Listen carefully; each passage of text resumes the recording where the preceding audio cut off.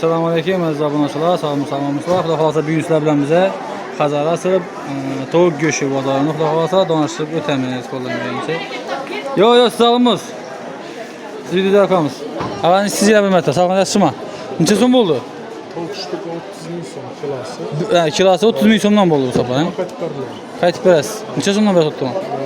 Ozdan 28,5 ming so'm. 28,5 ming so'm. Dandimametda. 28,5 ming so'mdan. Sizlar kanaldan gelse yana 500 so'm skidkasi bor. 28 dan berasiz. Bo'ladi. Damashdan necha so'm? Damash yo'qmi sizda? Damashning to'g'ri oldi qazon. Necha so'm bo'ldi? 18 ming so'm. 18 ming so'mdanmi? 18 ming so'mdan damashning. Deysin, anda filedan bu ayak dislarma, kanatlar bu. Kanatlar necha so'm? Kanat sarıya razı kanat 32 ming so'm. 32 ming so'm. Ayak to'yishi bir xil baho. Bir xil baho. Ayak to'yishi tovuq emas, bir xil baho. Bo'lishi 28 dan berasiz. To'ychilar olay. To'ychilar fakat, to'ychilar shilchilar. Bo'ladi. Yaxshiroq sog'lom bo'lsa ishingga to'g'ri. Sizlar kanaldan gelse ondan. Yana gapish berasiz. Bo'ldi. Ey, numeringizni ayting, numeringizni. 77lik 236 42 42 namı burası. Yasabeka yanımda salmayıp. Arkadaşıma. Neçe so'm bo'ldi sizda?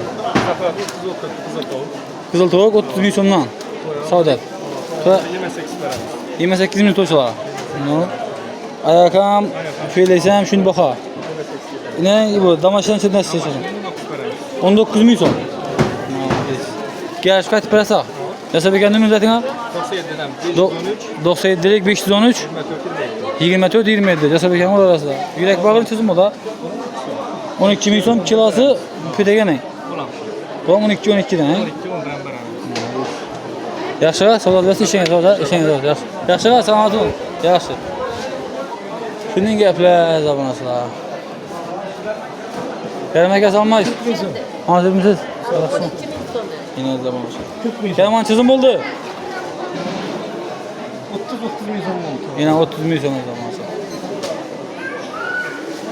Shunday gaplar zamonasilar, to'q go'shtlar qimmatlari, mol go'shtlari qimmatlari. Qancha necha so'm bo'ldi ashula? Getlar necha so'm bo'ldi? 120 ming so'm zamonasilar. Azaras bozorida go'sht 120 ming so'm. Like bosib, qo'llab-quvvatlab, kommentariy qoldirib turasizlar. Sog' bo'lasizlar, salomat bo'lasiz.